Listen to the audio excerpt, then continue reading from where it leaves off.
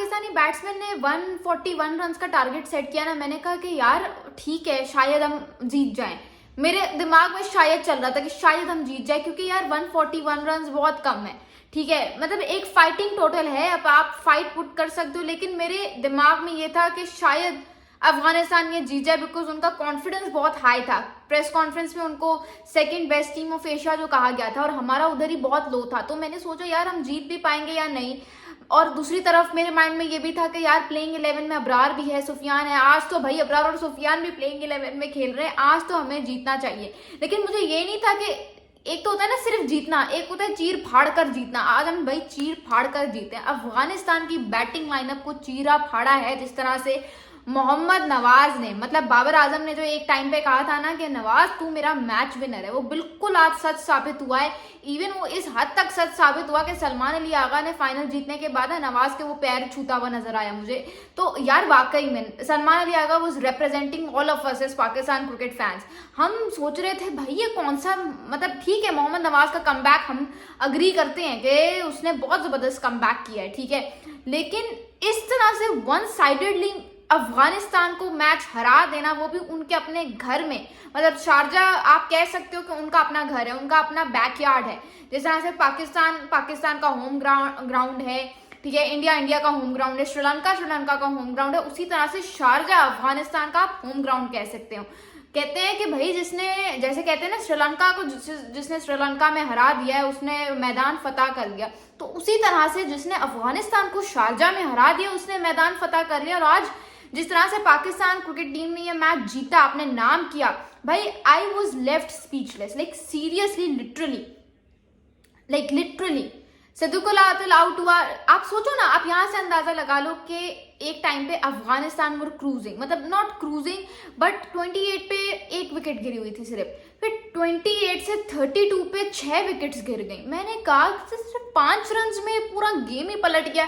तभी कहते हैं भाई T20 जो क्रिकेट है ना, ये सिर्फ एक प्लेयर के इर्द गिर्द, या तो एक अच्छा बैट्समैन आ जाए या एक अच्छा बॉलर आ जाए या एक अच्छा ओवर निकल जाए। भाई नवाज ने हैट्रिक ली है, he has become the first Pakistani spinner to take a hattrick in T20 internationals. मतलब अगर बॉलर के वाइज देखें तो तीसरा बॉलर है, लेकिन स्पिनर पहला है जिसने T20I फॉर्मेट में जो है वो हैट्रिक हासिल की है। तो मैंने कहा भाई ये हो क्या रहा है, और एनर्जी डिफरेंट, मतलब पहले ऑब्वियसली जब हम डिफेंड करने आए तो थोड़ा सा था, डाउटफुल था माइंड के, यार पता नहीं कर पाए ना कर पाए, लेकिन उसके बाद जिस तरह से नवाज ने आज बॉलिंग की है ना, एब्सोल्युटली अमेजिंग। आप सोचो ना, एक ऐसी टीम जिसके पास राशिद खान है, जिसके पास नूर अहमद है, जिसके पास अल्लाह मोहम्मद गजनफर जैसे स्पिनर्स हैं, ठीक है, इवन मुजीबुर रहमान आप उसकी बात कर लो, इन स्पिनर्स पे वो प्रैक्टिस करते हैं, मोहम्मद नबी, ठीक है। ऑब्वियसली जब नेट प्रैक्टिसेस होती हैं तो अपने बॉलर्स पे या अपने टीममेट्स से ही आप प्रैक्टिस करवा रहे होते हो ना, तो ऐसे बैट्समैन जो इन ऐसे स्पिनर्स के against I guess they are very amazing. उनका स्पिन डिपार्टमेंट बहुत तगड़ा है अफगानिस्तान का, ठीक है।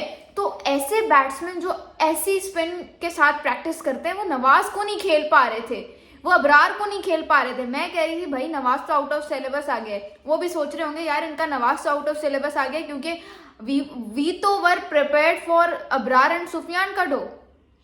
हम तो इस डो के लिए अपने आप को प्रिपेयर करके बैठे थे, हम तो अबरार और सुफियान को टैकल करने की तैयारी करके थे, ये नवाज तो आउट ऑफ सिलेबस आ गया। तो मैं वहीं पे मैंने कहा कि भाई नवाज ने वैसे तो 5 पर लिया है, लेकिन जो मतलब बैक टू बैक उसने विकेट्स, अभी अजमतुल्लाह उमरज़ई आया ही था, कमेंटेटर ने कहा कि भाई he is also very good at 6 hitting. तो वहां पे जी क्या होता है कि उसी वक्त गोल्डन डक पे मोहम्मद नवाज अजमतुल्लाह उमरज़ई को भी आउट कर देते हैं। मैंने कहा यार इतना भी नहीं होगा जादू, ऐसा भी क्या हो गया, अगले ओवर में फिर एक विकेट ले ली। तो भाई जो कोई पार्टनरशिप ही नहीं लगी ना, कोई पार्टनरशिप ही नहीं लगने दे रहा था नवाज ने जीना हराम किया हुआ था अफगानिस्तान का। सिर्फ नवाज नहीं, आप देखो अबरार अहमद, वो भी बहुत जबरदस्त था, उसका बॉल कितना अच्छा टर्न हो रहा था। आप कह सकते हो कि भाई सेकेंड इनिंग्स में ना यू कैन से के टर्न ज्यादा हो रहा था, ग्रिप ज्यादा हो रहा था बॉल, लेकिन उसकी वजह से you can not overshadow the effort that was being put in by Mohammad Nawaz and Abrar Ahmed. So that was extraordinary, that was exceptional. अभी तो हमने सुफियान मुकीम को इंट्रोड्यूस नहीं करवाया था, ठीक है, 10 ओवर हो गए, 11 ओवर हो गई, हमने सुफियान मुकीम को नहीं लगाया था, उसको जाके हमने 12वें ओवर में लगाया, वरना सोचो फिर क्या तबाही होती। तो इस ट्राई नेशन सीरीज से हमें एक बहुत बड़ी चीज पता चलती है, और वो बहुत बड़ी चीज क्या है कि पाकिस्तान का कॉन्फिडेंस 7वें आसमान पे होगा। ठीक है, हमें यही कॉन्फिडेंस चाहिए था, हमें यही खोया हुआ मोमेंटम चाहिए था कि भाई हमें किसी तरह से वो मोमेंटम मिले। एक बिल्कुल ही ढीली टीम हो गए थे, हर जगह पाकिस्तान ये है, पाकिस्तान वो है। इवन हमारे फॉर्मर क्रिकेटर जो है शोएब अख्तर साहब, उन्होंने कहा कि भाई पाकिस्तान का नहीं नाले, पाकिस्तान का अफगानिस्तान के स्पिनर्स 130 भी नहीं करने देंगे। 130 तो दूर की बात, आज हमने इतनी गंदी बैटिंग करने के बावजूद भी 141 रन पोस्ट कर दिए। ठीक है, शोएब अख्तर ने कहा था ट्राई नेशन सीरीज के, देखना पाकिस्तान ट्राई नेशन सीरीज हारेगा, और ट्राई नेशन सीरीज के एंड पे जो है वो स्क्वाड में 2 चेंजेस किए जाएंगे। 2 क्या, मैं तो कहती हूँ अब 1 भी चेंज ना हो, सीधी सी जो बात है।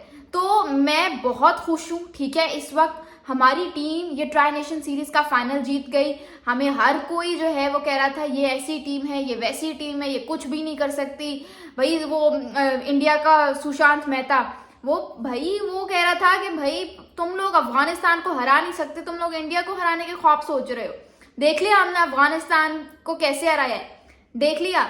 मतलब ठीक है वो अच्छा कर रहे हैं, they are putting in efforts, but you can't overshadow also the hard work of Pakistan cricket team. आप पाकिस्तान की unpredictability can never be overshadow it. ठीक है, पाकिस्तान की unpredictability can never be overshadow it. Know these words of mind. ठीक है, एक दफा रमीज राजा ने कहा था, पता नहीं नासिर हुसैन ने कहा था, या शायद दोनों ने नहीं कहा था, किसने कहा था, इस वक्त मेरा दिमाग जो है वो सुन्न हो गया और मुझे कुछ भी समझ नहीं आ रहा। लेकिन एक दफा किसी क्रिकेटर ने कहा था कि भाई whenever you talk about Pakistan cricket team getting into that demise, या whenever you talk about that how bad Pakistan cricket is, ये obviously these were not the exact words, लेकिन उन्होंने इस तरह की कोई बात की थी कि जब भी आप कहते हैं कि भाई Pakistan cricket team is not doing good, ठीक है, and every team can write them of, that is the moment when Pakistan cricket team bounces back and they play wow cricket. So absolutely that got true today. और मुझे लग रहा है कि यार वाकई में सुशांत मेहता क्या कह रहे थे भाई, सुशांत मेहता कि भाई हम इंडिया को हराने के ख्वाब ना देखें। देख लिया T20 क्रिकेट का कमाल, देख लिया T20 क्रिकेट किस तरह से होती है। It is all about an over. ठीक है, और सीधी सी बात है, मुझे तो ये लगता है मोहम्मद नवाज की चाहे आप 3 बॉल्स ले लो या मोहम्मद नवाज की 12 बॉल्स, इन्होंने ये गेम चेंज कर दिया, इन्होंने ये गेम का पासा पलट दिया। It turned the table in favour of Pakistan. What do you guys have to say, मुझे कमेंट्स में जरूर बताना। I am waiting for all of you. और यार देखो, नवाज जो है ना, बहुत सारे लोग कह रहे थे कि अगर आपने एक जेन्युइन स्पिनर डालना है तो नवाज को निकालो। आप ये सोच कैसे सकते हो, मुझे तो ये बात समझ नहीं आती, क्योंकि नवाज जो है ना वो आपका एक ट्रम्प कार्ड है। ठीक है, जो आप बड़े मैचेस में यूज कर सकते हो। हमें क्या कहा जा रहा था कि यार हमारे पास वो स्पिनर्स नहीं है, अब हमारे पास भी अल्हम्दुलिल्लाह 4 स्पिनर्स का जाल आराम से बन सकता है। नवाज हो गया, अबरार हो गया, सुफियान हो गया, ठीक है, और कौन है भला, सलमान अली आगा की शक्ल में, चलो वो भी ले लो। साइम को यार चलो साइम भी कर लो, लेकिन साइम को मैं इसलिए नहीं करना चाहती क्योंकि यार उसकी बॉलिंग में चक्कर में ना हम उसकी बैटिंग देखना भूल गए। हम बस उसकी बॉलिंग से सेटिस्फाई हो रहे हैं, लेकिन उसकी बैटिंग उस तरह से नहीं आ रही डिस्प्ले पे। तो मुझे ये थोड़ा सी चीज डिस्टर्ब करी है, इसलिए मैं साइम को ज्यादा काउंट नहीं करती बॉलिंग डिपार्टमेंट में। लेकिन चलो आप अगर उसको भी काउंट कर लेते हो तो आपके पास ठीक ठाक जाल आपके पास भी रेडी है जो आपको अच्छा खासा सपोर्ट कर सकता है। माइक हैसन ने एंड तक अपनी स्ट्रेटेजी नहीं बदली, 3 जेन्युइन बॉलर्स वाली और बाकी सब ऑलराउंडर्स वाली, और मुझे लगता है ये एशिया कप में भी ऐसा ही होगा। या तो फिर ये लोग सिर्फ 2 जेन्युइन फास्ट बॉलर्स और 1 जेन्युइन स्पिनर के साथ जाएंगे, या तो ये फिर 2 जेन्युइन स्पिनर्स और 1 फास्ट बॉलर के साथ जाएंगे, क्योंकि दुबई और शारजा की कंडीशंस में ठीक ठाक फर्क है।